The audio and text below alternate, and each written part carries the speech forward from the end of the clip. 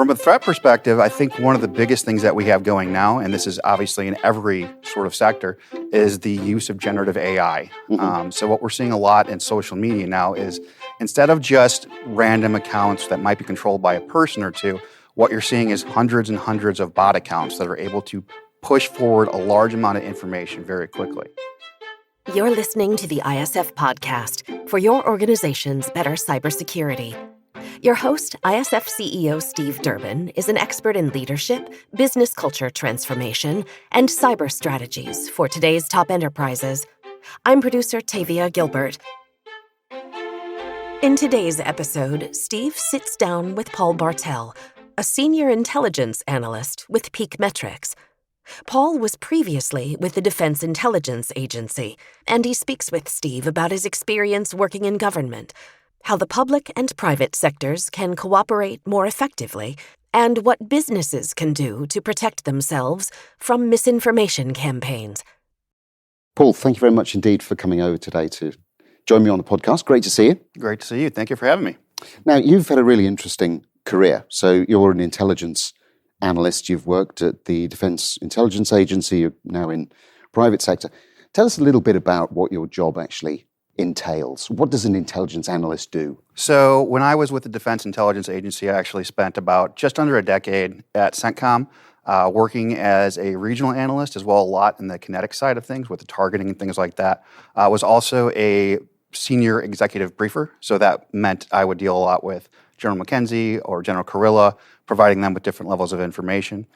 So for 7 years there, a lot of what I did was looking at prioritizing your critical threats and things like that, making sure that I was giving them the best information that they needed to actually make these sort of national security level decisions that often involve life and death. A lot of what goes on with being an intelligence analyst isn't necessarily giving them all of the information. It's figuring out what do they actually need to make those decisions. Right. And then on top of that, how are you presenting that information? So if you're working with General McKenzie, he likes his stuff a lot more formal. He likes to get a formal product, sit down with them, go through it. He says, yes, good to go, or he'll have questions. General Kurilla, on the other hand, he might be more of the type that wants to just sit down and have a conversation. He might look at your report, be like, all good, great, but let's just talk this out. And so that's a lot. You have to be able to pivot in terms of how you're presenting the information. And then when you present that information, the most important thing about being an intelligence analyst, and the hardest thing, is you have to be honest. Right. So sometimes you might have to say, hey, our operations aren't having the effect that you think that they're actually having. And that can be very difficult for a lot of people to say. At the end of the day, though, they end up appreciating it a lot because that's the sort of information that they use to actually modify what we're doing.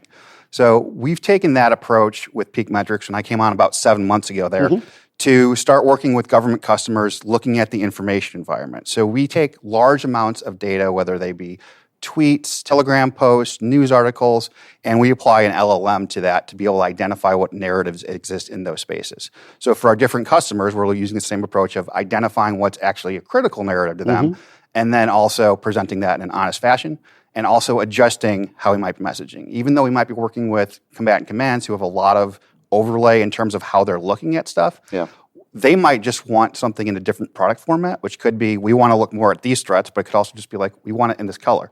So a lot of it is touching base, getting that analytic feedback loop to say, here's what we found.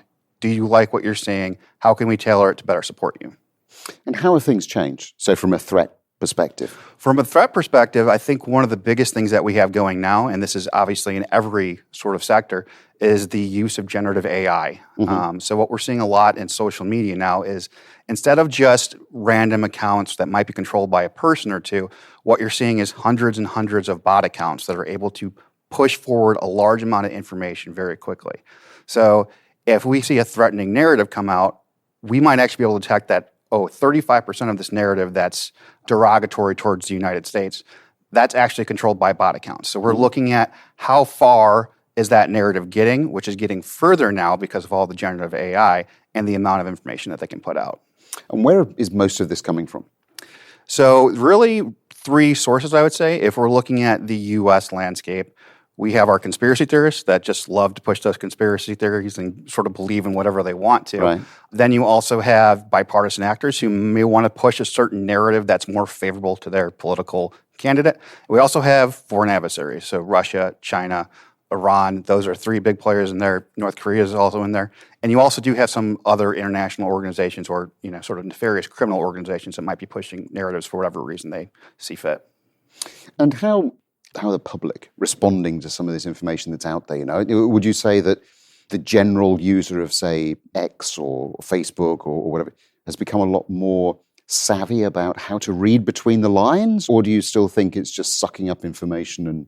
So it's still sucking up a lot of information and a lot of people's attention. But I do think that we're, as a public, getting better about detecting the misinformation, or at least understanding that some of the information that we're reading is coming from actors who have more sinister intentions. So when we look at 2020, George Floyd protests, COVID, and things like that, we just saw so much misinformation. And really the only people that understood that that was misinformation or even disinformation were isolated to these sort of pockets of experts and things like that, people that were actually looking at it, as compared to the 2024 elections where, yes, there was a lot of misinformation, there was a lot of disinformation, but the public was also tracking, hey, there's people putting stories out. And so when you see something like Russian bomb threats at different election centers and things, the public was already knowledgeable to the extent that that might not be real. And then additionally, we also saw a lot of our local organizations put out, that's not a real threat, that's not something that's going on, you do need to come out to vote. Right. And you mentioned briefing the generals there. I mean, presumably these are people that are used to what I would call traditional combat, traditional warfare. How difficult has it been to get them to make the jump to understand the role that digital has to play? So when General Carrillo came on to CENTCOM, he wanted to be the command where they were truly focused on innovation. So really, actually, he's been more of a focal point there in terms of the command needs to switch over to appreciate how much the landscape outside of the DoD is changing and start to bring in those capabilities. I think he rightly has the correct interpretation that our adversaries are using this technology. They're using AI. They've been using it for years. They're putting this stuff out on a massive basis. We need to figure out how we can actually use that AI to actually combat that AI at the same time. There's a lot of other commands as well, too, that are really excited about integrating these sort of AI features into their own work sets. I think where the challenges you might see come on is because of the way that the security systems and the analytic systems within DoD are, it can be very hard to get some of these new tools onto something like Nipper, which is your unclassified stuff, something like SIPR, which is your secret level, and then you have your JWICs, which is your top secret level. So how do you actually get through the bureaucracy, do the acquisitions process, and actually get them these new tools that will enable them to be able to respond to the AI threats that are out there? And you're now in the private sector. Yes. Right? So how much collaboration exists between private sector and government in these sorts of areas? So it's increasing. It's definitely we're a few years behind where I think we need to be successful. But what you do see now is partnerships with a combatant command and PeakMetrics, several of them actually. And what we're doing is bringing that knowledge of, hey, we have these great engineers and these really innovative thinkers that had developed this tool set. How do we apply that to it? What we hear a lot from the combatant commands or other military organizations, or any really government organization, is that they know we're losing the information fight, but they can't really find a way to quantify it. They just kind of have their finger in the air and they're going, it seems like we're losing this. What we're able to do is provide them with the way to actually quantify what's going on and actually say this narrative that's saying that CENTCOM is behaving in a poor way in the Middle East for whatever reason. Here's actually how far that's getting. Here's where it's coming from. Here's how rapid it's accelerating, or actually, it might be dissipating as well too. So those are the areas where you're starting to see cooperation. And I think that as the technology and as more people within the intelligence community get a little bit more comfortable with some of the AI techniques, you'll start to see that integrated more into U.S. defense mechanisms. Now, one of the things that certainly law enforcement has complained about for years is that they obviously know where some of these attacks or misinformation, is coming from, but they're not able to do anything about it because they're in countries that don't have extradition arrangements with the United States, with Europe, and so on. Where do you think we could improve in terms of the level of collaboration that exists perhaps within the United States and then indeed outside with some of the NATO partners? Well, part of the problem, I think, with social media is that you can really go on and say whatever you want. So the biggest thing I think that needs to start happening is the social media companies really especially need to take accountability for their own clientele base that might be spreading the misinformation. we have, mechanisms and tools in place now where we can identify the accounts that are actually spreading the misinformation.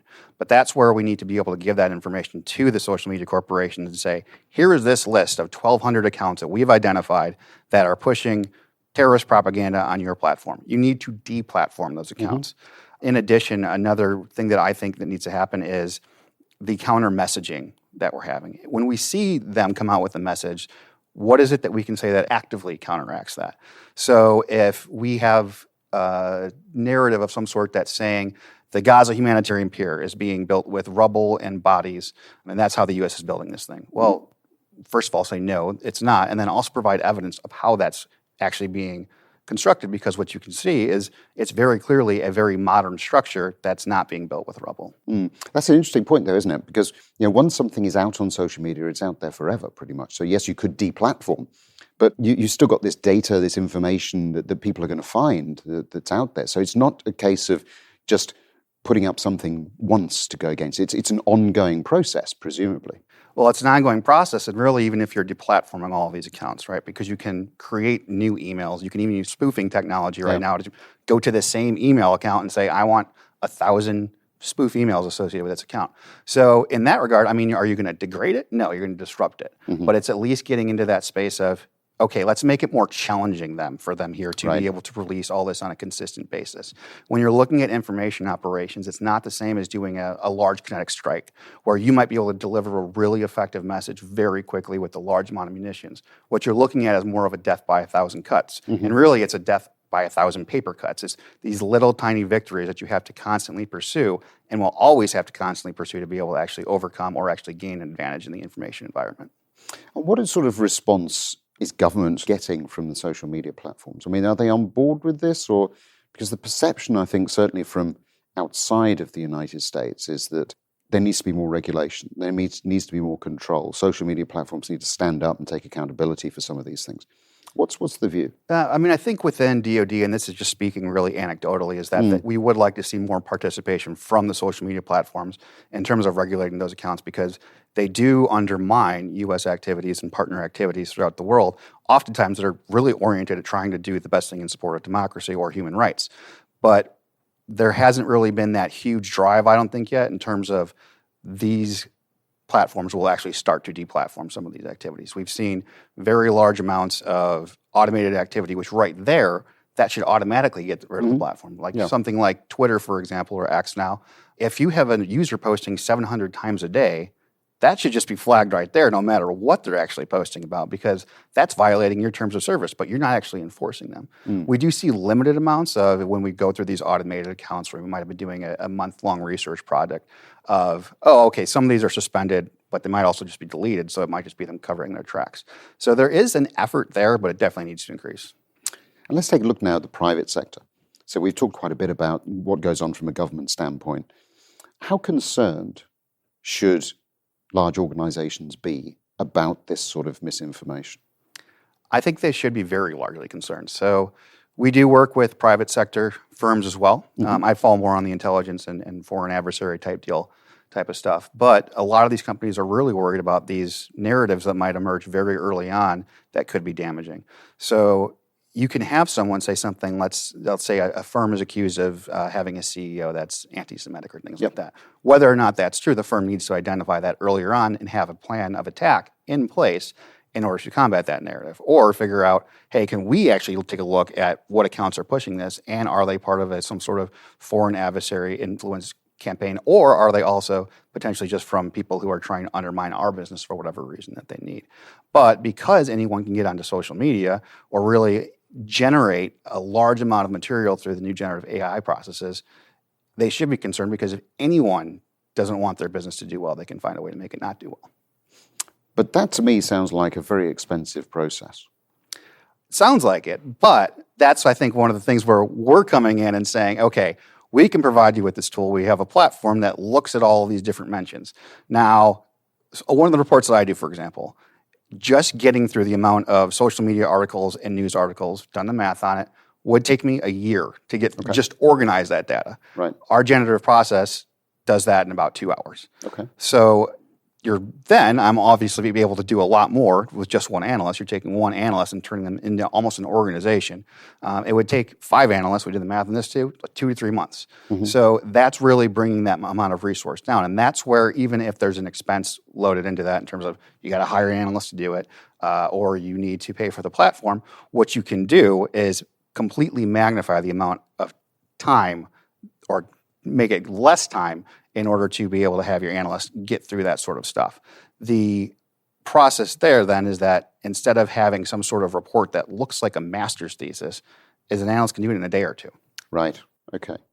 Now, one of the challenges that security people always talk to me about is trying to get across some of these messages to the business, particularly to the C-suite. Any sort of tips or advice on how they can do that based on your experience of briefing and working in this space for quite some while? Where we've had a lot of success is just being able to show our work and getting into the platform and showing some of the ways that we have this group of stories that's in this narrative that's really kind of derogatory towards your firm, and then showing them, hey, this is what this is about, this is who's pushing it, giving them the proof and not just the abstract, people are saying bad things about you. You need to actually be able to show them. Mm-hmm. Let me sort of ask you what is probably an impossible question, but look forward for us 3-5 years out. How do you see things changing in this space? So I have some cautious optimism, but that's good. Things will get worse, right, at the same time, right? Because if we're looking at what the expert projection is, it's 90% of material online is going to be synthetically generated by 2026. Right. So that is a good thing and a bad thing, right? Because in some aspects, you have the good part of it where this could just be magnifying what an analyst can do to actually get after a problem set, or some researcher that's doing work on cancer and they have an outline and they want to turn that into an actual full report, and they can oversee that. Even in the creative side of things, you could have some local musicians who need to create a logo for the band. Everything's being magnified, but the problem with that is that at the same time, our adversaries are going to use that magnifying capability to increase their productivity and get after us. They're not going to stop sort of coming at us from these different angles and generating more material and putting out more deep fakes or text-based content to try and malign the U.S. The advantage, though, I think that we have that we're starting to see is a larger partnership between the private and public sectors in terms of the private sector is developing a lot of these tools, and now the public sector is looking at how do they integrate those. And if we're able to successfully do that integration, I think we'll actually be able to combat the larger amount of misinformation that we're going to be headed towards. And again, back to the private space. So what are the sorts of things that you think the C-suite, boards of directors should be doing in order to ensure that their companies are best placed to exist in the world that you've just described 2 to 3 to 5 years out? Well, I think they need to be integrating those tools, whether that's they're developed organically by their own firms or they're working with a different vendor to ensure that they're able to track the information floating around about not only their company, but also what's going on in the information environment. I think early in the Gaza crisis, we saw a lot of companies not really understand how they should handle a lot of the information that was coming out. Do we fall pro-Israel? Do we fall pro-Gaza? Or do we have to manage some sort of in-between on that? And that's up to each company and their board of executives, but they can at least get a sense of, if I take this position, this is how I can expect to be received by the public. So just getting an early handle on what's being said about them and the information environment at large can help them navigate a lot of the challenges that we see in an information environment that's pushing out more and more information and can change on a minute-to-minute, hour-to-hour basis. And presumably being ready for that. So, running things like cyber simulation exercises, making sure that the state of preparedness is as high as possible, increasing the way in which they're going to respond to these sorts of things. Those are the sorts of things that immediately come to my mind anyway that they should be looking at. Yeah, I think, simulations are a great way. Case studies also, if you've ever had a company, and we have seen a few in the last years that end up having these really massive brand reputation issues, whether due to some of their marketing and advertising or due to positions that their leadership has come out with. That, I think, to get those examples then gives them a case of, okay, this is what happened there. This is what we can take and learn from that. Fantastic. Paul, it's been an absolute pleasure. Thank you so much for shining a bit of a light on in certain areas that certainly our listeners probably wouldn't be able to look at normally. So it's been very interesting. Thank you very much indeed. Absolutely. Thank you for having me. Our thanks to special guest Paul Bartel. In the meantime, if you enjoyed today's episode, please take a moment to rate and review the podcast, and we'd be pleased if you'd consider sharing the episode. To become a member, get in touch with Steve directly at steve.durbin@securityforum.org or on LinkedIn. Check out all our media and resources. All of it is there to support you at securityforum.org. Don't miss our other podcast, Dear InfoSec, sharing conversations with members about the real-world applications of ISF research. The ISF podcast is produced by TalkBox Productions and Tavia Gilbert. Thanks for listening.